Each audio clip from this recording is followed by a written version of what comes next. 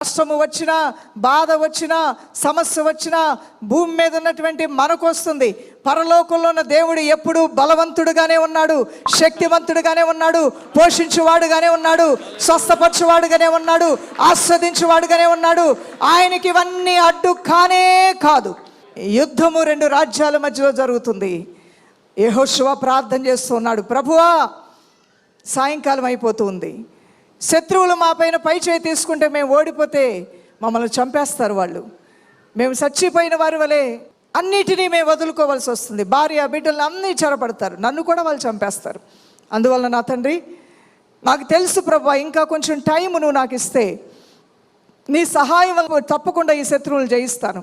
కానీ చీకటి పడుతుందే, చీకటి పడకుండా ఉండాలంటే అసలు అలాంటి థాట్ ఎవరికైనా వస్తుందా? ఆయనకు వచ్చింది. యుద్ధ రంగంలో ఆయన యుద్ధం చేస్తూ విపరీతమైన టెన్షన్తో కూడినటువంటి పరిస్థితి. ఆయన డైరెక్షన్లో సైన్యం నడుస్తుంది, ఆయన డైరెక్షన్లో సైనికులందరూ కూడా యుద్ధం చేయడానికి పూనుకుంటున్నారు. ఆయన ఒకవైపు ప్రోత్సాహపరుస్తున్నాడు.